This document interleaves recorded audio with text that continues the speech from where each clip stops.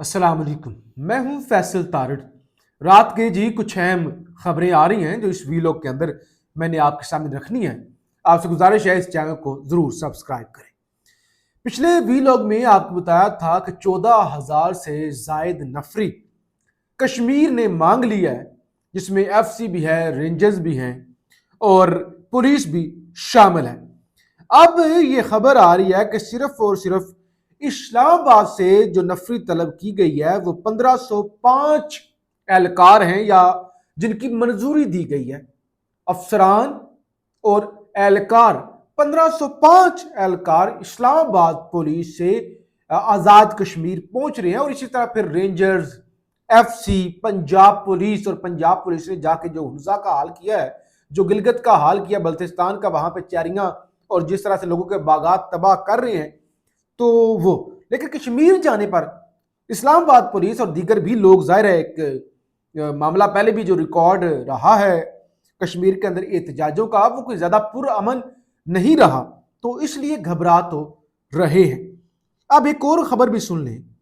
खबर यह है कि आज़ाद कश्मीर में ज्वाइंट एक्शन कमेटी की 9 जून को एहतजाज की कॉल। रियासत में मोबाइल और इंटरनेट सर्विस बंद करने के अहकाम जारी। आज़ाद कश्मीर में मोबाइल और इंटरनेट सर्विस 12 जून तक बंद रहेगी। तो अभी से इंतजाम किए जा रहे हैं कि कोई पैगाम रसानी ना हो सके। पहाड़ी इलाकों के अंदर पहले इंटरनेट बड़ा स्लो होता है, सर्विस का इशू होता है, अब मजीद बंद किया जा रहा है। जाहिर है जिस तरफ मामला जा रहे हैं हालात कशीदा होंगे, मामला खराब होंगे। अब इसमें जो है नुक्ता आपने याद रखना है और आज का वी लोग आपने भूलना नहीं है। अगर आप मुझे कश्मीर से देख रहे हैं, आजाद कश्मीर की किसी भी जगह से, या आप पाकिस्तान से बाहर देख रहे हैं और आप कश्मीरी हैं, आपका कश्मीर से ताल्लुक है, एक नुक्ता आपने नहीं भूलना। इस वक्त आजाद कश्मीर के अंदर जो हुकूमत है वो पीपल्स पार्टी की है। इस वक्त जो फैसल राठौर वजीर आजम है आजाद कश्मीर के, वो पीपल्स पार्टी से है। लिहाजा अगर कोई कत्लेआम होता है, कोई गोली चलती है, कोई इस तरह का मामला होता है, कोई लाश गिरती है, तो इसका इल्जाम उठा के सीधा पाकिस्तान की एस्टैब्लिशमेंट पर नहीं लगा देना या इस्लामाबाद पर नहीं लगा देना। इसका पहला जो जिम्मेदार होगी वो पीपल्स पार्टी की हुकूमत होगी। अब कुछ लोग कहेंगे हुकूमतों के पास क्या है? अच्छा, हुकूमतों के पास कुछ नहीं है तो फिर पीपल्स पार्टी सिंध हुकूमत के पास क्या है? हुकूमतों के पास कुछ नहीं है तो फैसल राठौर साहब इस एहतजाज से पहले इस्तीफा क्यों नहीं दे देते? अगर उन्हें लगता है कि इस तरह का एहतजाज होता है और उसमें क्रैकडाउन होता है, नुकसान किसका होगा? आगे इलेक्शन आने वाला है, पीपल्स पार्टी का होगा। अगर इतना ही हुकूमतों का फायदा नहीं है, हुकूमतों का अगर फायदा नहीं है और कठपुतलियां हुकूमतें हैं, तो क्यों पीपल्स पार्टी या नून लीग जाके कैंपेन कर रहे हैं गिलगित बल्तिस्तान के अंदर? क्यों मारे मारे फिर रहे हैं? क्यों? ये बात और है कि वहां पे भी फैसला वोट से नहीं होना, क्योंकि जो तर्जमान है, जो गैर सरकारी तर्जमान है, टाउट है, उन्होंने अभी से कहना शुरू कर दिया। मुनीफ फारूक ये दावा कर रहे हैं, कहते हैं अब ये बात पत्थर पर लकीर हो चुकी है कि गिलगित और आजाद कश्मीर में जिन लोगों ने सोचा हुआ है कि वहां तहरीक इंसाफ को हुकूमत मिलेगी, नून लीग और पीपल्स पार्टी में बामी मुफाहमत हो सकती है, पीपल्स पार्टी को भी नाराज नहीं किया जाएगा। इन्होंने पहले ही बता दिया कि चाहे वोट सारे के सारे पीटीआई को पड़ जाएं तो वोट की कोई अहमियत नहीं है, पीपल्स पार्टी को भी नाराज नहीं किया जाएगा।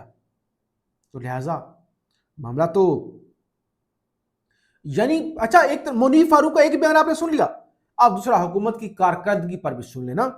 काबीना के हवाले से मसाइल हैं, कुछ लोगों की कारकर्दगी पर सवालिया निशान हैं। इसी बुनियाद पर कुछ चेहरों की तब्दीलियों का इम्कान है। एक तरफ कह रहे हैं कि नाकाम है, नायल है, नखट्टू है, काबीना जाहिल है।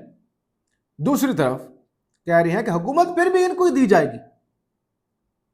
अब जो भी हो, जीबी के अंदर इलेक्शन कैंपेन का वक्त खत्म हो गया है और अब अगले 24 घंटों के बाद वहां पे इलेक्शन।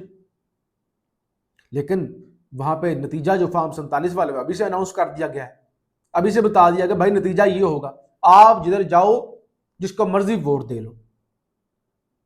तो लिहाजा अगर ये फॉर्म 47 वाले कठपुतलियां हुकूमतें बनने के लिए भी नून लीग और पीपल्स पार्टी मारे मारे फिर रहे हैं, तो नाकामियों का जिम्मेदार भी नहीं होना चाहिए।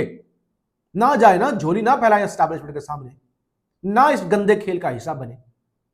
बहरहाल, जहां ये हाल है नून लीग और पीपल्स पार्टी का, पीटीआई के अंदर भी कुछ ऐसी ही सूरत हाल है। आज शेख वकास अकरम का एक इंटरव्यू आया जियो न्यूज पर, जिसमें उन्होंने कहा, शफी जान ने सवाल पूछा एंकर ने, शफी जान ने कहा कि आप रूपोश ना रहें, मुझे बच्चों उन्होंने कहा मुझे बच्चों ने नहीं बताना मैंने क्या करना है, आप बच्चा कह रहे हैं, वो वजीर है। सहाफ़ी ने कहा कि आप उसको बच्चा कह रहे हैं शफी जान को, वो तो वजीर है। तो कहते हैं नहीं, उसको पता नहीं है ना कि मैं इश्तिहारी हूं, मुझे बाकियों की तरह ये सहूलत हासिल नहीं है कि मैं इस्लामाबाद में इश्तिहारी होने के बावजूद फिरता रहूं। अंदाजा करें, पीटीआई का तर्जमान है शेख वकास अकरम, और कहते हैं कि और अपनी कोलीग को कहते हैं, अपने सूबाई वज़ीर इत्तलात को कहते हैं कि वो बच्चा है, अब बच्चों ने मुझे नहीं बताना कि मैंने रूप पोष रहना है या नहीं रहना। नंबर वन, तो ये पार्टी की तर्जमानी, कैसी पार्टी की तर्जमानी है कि अपने ही जमात के रहनुमा को कह रहे बच्चा, कह रहे हैं बच्चा। और फिर ये कैसी तर्जमानी है कि पाकिस्तान की सबसे बड़ी जमात का जो सेक्रेटरी इत्तलात है वो इश्तिहारी है। यानी यहां पे भी सूरत हाल आइडियल नहीं है कि बंदा कहे बड़ी आइडियल सूरत हाल है। 4 दिन पहले जो पार्टी में आया उसे टिकट दे दिया, फिर वजीर सेक्रेटरी इत्तलात उसे लगा दिया, उसके बाद वो इश्तिहारी है और अभी भी वो ओहदे पर है, और वो बाकी अपनी पार्टी के लोगों को इंसल्ट कर रहा है, बेइज्जत कर रहा है। तो बच्चे ने मुझे नहीं बताना, भाई सियासतदान है, वो भी इलेक्शन लड़ के आए हैं, वो भी एक सूबे के वजीर है। आप कहेंगे बच्चों ने मुझे नहीं बताना कि मैं इश्तिहारी हूं, मैं ये हूं, मैं वो।